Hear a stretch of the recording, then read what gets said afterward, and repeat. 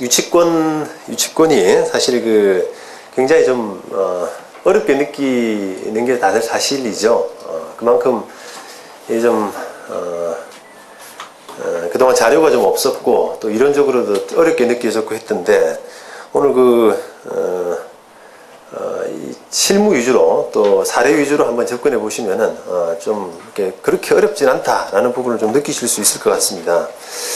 자, 우선 유치권 뭐 잘 아시겠지만 또 많이 들어보셨죠. 뭔가 돈 받을 게 있는데 그 돈을 물건과 관련돼서 어떤 돈을 받을 게 있는데 그 돈을 받기 위한 차원으로 그 물건을 유치하는 그러니까 돌려달라고 하는 부분을 인도를 거절하는, 유치한다는 것이 인도를 거절한다는 의미인데, 인도를 거절할 수 있는 어떤 권리입니다. 자, 이 유치권이 어떤 의미가 있느냐라고 하면은 사실상의 우선 변제권이 제일 중요합니다. 사실상의 우선 변제권. 자, 우리가 민법상의 어떤 물권이라고 하면은 채권과 다른 점이 결국은 이 물권은 우선 변제권이 있어요, 법적으로. 그러니까 먼저 성립한 물건은 후에 성립한 물건보다도 이렇게 우선적으로 채권을 변제받을 수 있는 우선 변제권이 있는데, 이 유치권이라는 것은 법적인 우선 변제권은 없습니다. 그러니까 무슨 말인고 하니, 예를 들어서 근저당권 같은 경우는 먼저 성립된 근저당이 뒤에 성립된 근저당, 또는 오히려 근저당 설정된 이전에 생기는 그냥 일반 채권, 이런 것보다도 오히려 앞서는 효력이 있죠. 그죠? 그 다음에 물권 간에는 먼저 성립한 물권이 우선하는 그런 효력이 있게 되는데, 유치권은 그런 효력이 없어요. 그러니까 예를 들어서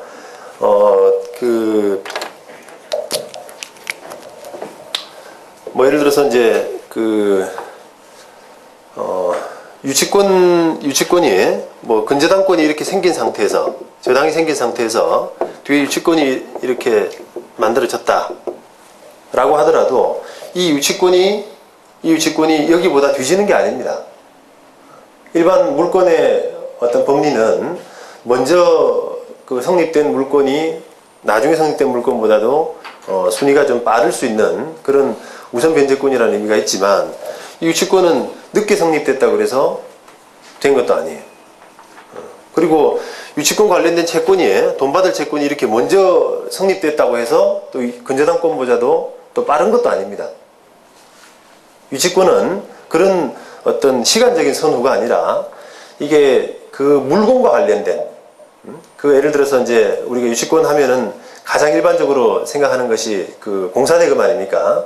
그래서 집을 지어주기로 하고 공사를 했는데 그 공사대금을 못 받았다라고 하면은 물건에 관해서 생긴 채권이, 바로 이 공사대금은 물건에 관해서 생긴 채권이기 때문에 물건에 관해서 생긴 공사대금을 우선 변제받기 위해서, 먼저 받기 위해서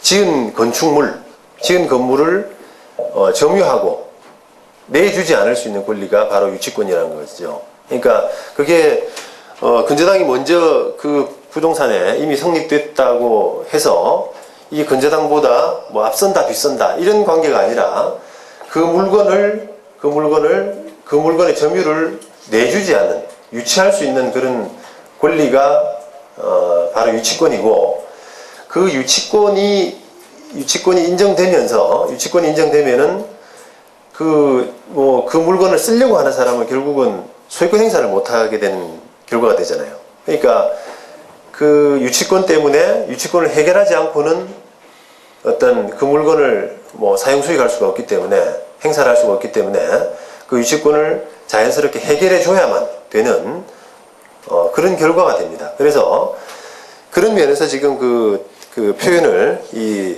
사실상의 우선 변제권이라는 어떤 특성을 가진다라고 말씀을 드릴 수가 있다는 겁니다. 법적인 우선 변제권은 없는 반면에 사실상으로 우선 변제를 받게 할 수 있는 효력, 이게 바로 유치권의 특성입니다.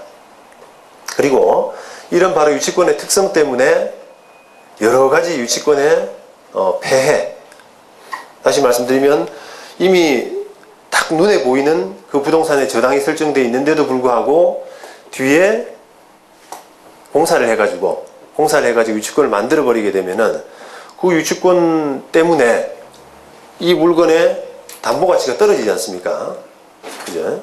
그러니까 그런 그 폐해, 유치권의 폐해 때문에 유치권의 효력을 제한해야 된다라고 하는 그런 시도가 많이 나오게 되는 거죠. 그러니까 법적으로 이제 두 개의 가치, 하나는 그 어떤 물권의 질서, 우선 변제권이라고 하는 물권의 질서, 그 다음에 유치권으로서 보호되는 그 물건과 관련해서 생긴 채권을 우선 변제받게 하겠다고 하는 그 유치권의 어떤 목적, 이런 두 가치 간의 충돌을 조화롭게 해석하는 것이 지금 그 판례들의 그 취지이면서 또 앞으로의 과제이기도 합니다. 그래서 그 부분 두 가치의 어떤 그 조화를 어떻게 꾀하느냐 하는 부분을 어떻게 보느냐 하는 것과를 그런 시각을 가지고 판례들을 보시면은 그 고민이 이해가 돼요. 자, 그리고 두 번째 이 법률적인 성질은 그 법정 담보 물권성, 뭐 이렇게 했습니다. 법정 담보 물권성. 그러니까 법으로 정한 담보 물권이다, 이런 뜻입니다. 법으로 정한. 그러니까 유치권은 이 법이 정한 일정한 요건이 존재하는 경우에 법률상 당연히 생기는 권리가 되고, 따라서 당사자 간의 합의에 의해서 임의로 성립할 수는 없습니다. 자, 이 점에서 당사자 간 합의로 성립하는 그 약정 담보 물권이라고 할 수 있는 질권이나 저당권과 다르다, 이렇게 말씀드렸죠. 자, 예를 들어서 장사하면서 그 점포를 하나 빌려서 그걸 그 임대차 그 보증금을 4천만 원을 나중에 돌려받아야 되는데, 이게 이제 주인이 못 돌려주니까 그 주인이 살고 있는 다른 집을 점유하면서 유치권을 행사하는 이런 방식으로 서로 합의를 했습니다. 합의를 했어요. 그런 유치권이 가능할까요? 그건 가능하지가 않습니다. 그러니까 서로 점포 장사하는 그 임차인이 그 주인에게 보증금 받는 차원에서 그 주인이 못 돌려주니까 그 주인이 사는 다른 집을 유치권 행사하겠다. 서로 유치권 뭐 합의 각서 이래가지고 그 임차인이 거기 들어가서 그냥 점유하면서 사는 거예요. 그렇다고 했을 때 나중에 사는 집이 경매에 들어갔다거나 뭐 이런 문제가 생겼을 때 그 집에 그 임차인이 뭐 법적인 유치권 행사가 가능하냐? 이건 안 된다는 겁니다. 안 돼요. 서로 당사자 간에 아무리 합의를 했더라도 이 뭐 유치권이란 것은 조금 전에 말씀드린 법으로 정한 어떤 담보 물권이에요. 그래서 법이 정한 요건을 갖춰야만 성립됩니다.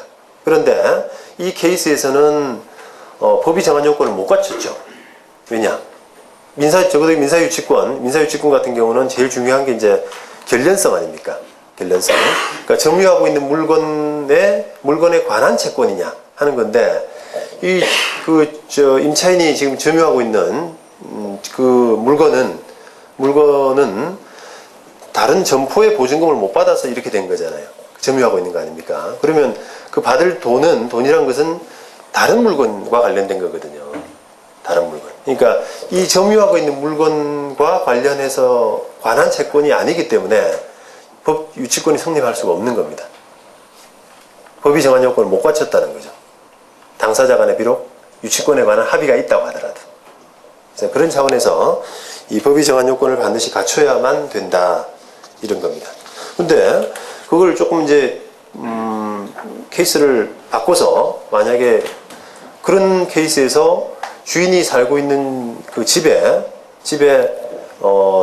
저당을 하나 잡았다. 저당을. 이게 점포 보증금을 못 돌려주니까 주인이 그러면 내 살고 있는 집이라도 저당을 잡아라 라고 하면은 그 저당은 유효하냐? 그건 유효한 겁니다. 왜냐? 그거는 이 유치권과 다르게 저당은 약정 담보 물건이에요. 서로 합의만 하면은 가능한 겁니다. 이제. 그리고 또 이 유치권을 법정 담보 물건이라고 유치권이 법정 담보 물건일 수밖에 없는 이유는 이게 아까 말씀드린 것처럼 그 물건과 관련된 채권이라는 점 때문에 그 물권성을 인정해주고 또 사실상의 우선 변제권이 생기는 다른 사람한테 영향을 미칠 수 있는 부분이 있잖아요. 그런데 그걸 당사자 간의 합의로 마음대로 인정을 해주게 되면은 그게 다른 제3자의 이익을 침해할 수 있는 그런 가능성이 아주 농후하기 때문에 이렇게 해석할 수밖에 없습니다. 자, 그 다음에 요 관련된 케이스로 그 서울고등법원 2008년 4월 사례인데요. 이 사례는 그 유치권을 주장하는 사람을 상대로 해서 유치권이 존재하지 않는다.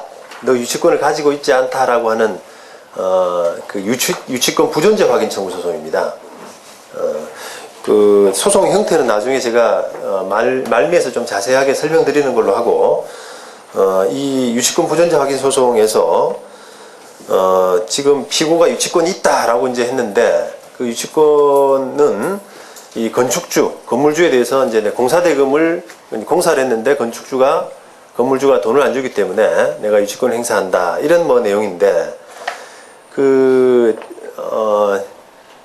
유치권 지금 주장을 하면서 유치권이 인정되기 위해서는 여러 가지 아까 말씀드린 그 법에서 정한 요건을 갖춰야 되잖아요. 근데 가장 대표적인 게 그 유치권을 주장하는 피담보 채권이 그 물건과 관련된 채권일 것 해서 그 결련성이 제일 중요하고 그 다음에 일단 또 점유를 또 계속 해야 되고 하는 그런 등등의 요건이 있거든요. 또 변제기가 도래할 것 이런 요건이 있는데 이 사건은 지금 그 유치권 성립 요건 중에 하나라고 할 수 있는 점유 사실이 인정되지 않습니다. 점유를 인정하지 않고 점유를 하지 않은 상태에서 내가 유치권이 있다라고 이렇게 그 권리 주장을 하는 그런 케이스입니다. 그러니까 두 사람 간에 건물주하고 이제 공사 대금을 내야 될 건물주하고 공사 대금을 받아야 될 공사업자하고 서로 합의해서 유치권 너 가져 이렇게 서로 합의서를 주고 받았다 이 말이에요. 그렇다고 한들 그 유치권을 주장하는 사람이 점유하고 있지 않은 이상은 유치권이 성립할 수가 없다는 겁니다. 그러니까 이 유치권이 있냐 없냐라고 하는 이 소송에서는 당연히 지금 유치권을 인정받을 수가 없는 그런 사례가 되겠죠. 그래서 조금 이례적이죠. 보통은 유치권이 있다라고 하면서 눌러앉아 있기 때문에 그 눌러앉아 있는 어떤 상태를 해소하기 위해서 그 점유 때문에 이제 불편하니까 그 사람을 상대로 한 나가라라고 하는 인도소송 또는 유치권 확인 소송 이런 형식으로 점유하고 있는 사람을 내치기 위한 그런 상태를 좀 이렇게 변화시키기 위한 어떤 차원에서 분쟁이 많이 일어나는데 이 사건은 지금 점유하고 있지 않은 거예요. 그런데도 경매 과정에서 내가 유치권이 있다 이런 식으로 아마 이제 신고서를 내고 하니까 그런 때문에 이제 이 경매에서 아마 이제 불편한 상황이 생겼는 겁니다. 그래서 그 때문에 제기된 유치권 부존재 확인 소송에서 점유가 인정되고 있지 않는 이상은 유치권은 인정되지 않는다 이런 판단을 했습니다.